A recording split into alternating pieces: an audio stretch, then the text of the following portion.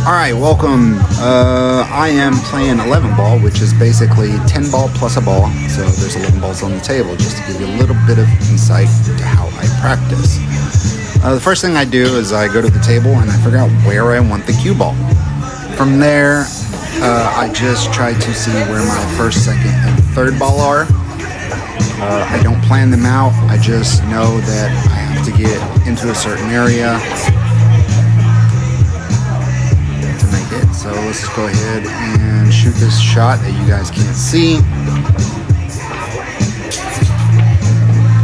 Now right here, I thought I got bad shape on the 2 ball to get over to my 3, but as I come over here and look, I see that it's pretty perfect. As long as I can get like a stop shot, I see like 3 stop shots in a row if I can get perfect on the 3. So I'm just gonna use a little bit of bottom left here and scroll over, and I got a little bit too far, but I'm just going to go ahead and just stop it again with a little bit of draw. Okay, so from here, I'm looking at the 5 ball, and I want a little bit more angle, so I am going to draw this one back just a little bit more.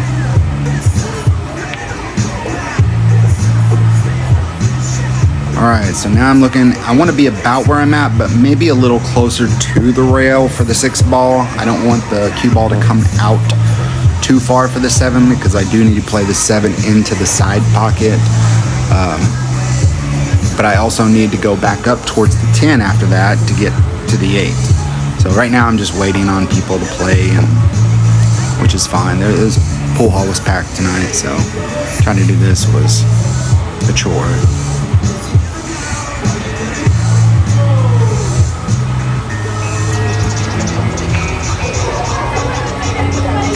You can see I got about perfect of where I wanted. So all I had to do now was draw it back a little bit below the shot line for the 7 in the side, so I can go just make a draw back for the 8.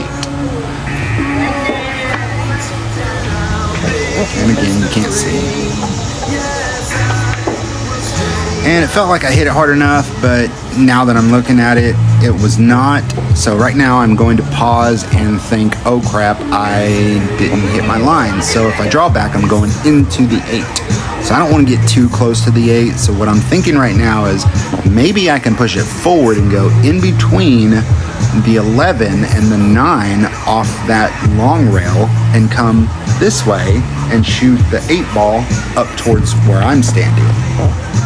And that's what I decided to do.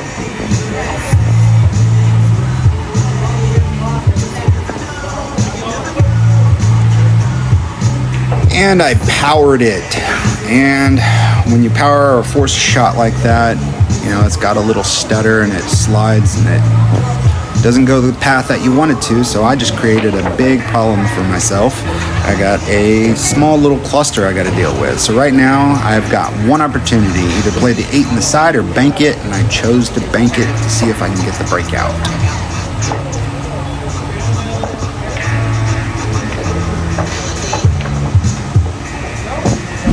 And barely missed the breakout. Okay, so right here I'm trying to look at all my options, and it doesn't go in that pocket.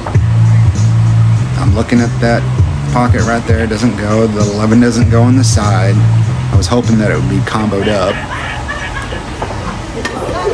So the only thing I'm really seeing is right now I see if I can kick a combination right there in that pocket. So it does go. And so now I'm just going to go ahead and line up the shot, because if it does, then the 9 ball will kind of stay where it's at. I'll draw out the cue ball and I'll have at least a shot on the 9 ball, which is all I'm concerned about. So just lining it up right now.